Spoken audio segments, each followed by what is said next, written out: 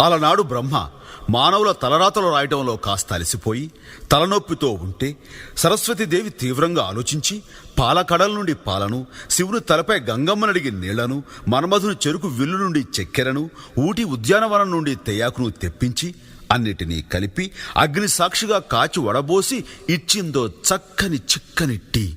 అది తాగిన బ్రహ్మ ఆనాటి నుండి ఈనాటి దాకా రెస్టు లేకుండా సృష్టి కొనసాగిస్తూనే ఉన్నాడు. అంత మహత్తున ఈ టీకి మరో పేరే చాయ్ మేరా భాయ్. ఈ చాయ్ చరిత్రను నోరారా చెబుతా, నోరూరేలా వినుకోవోయ్. ఆహా. ఆ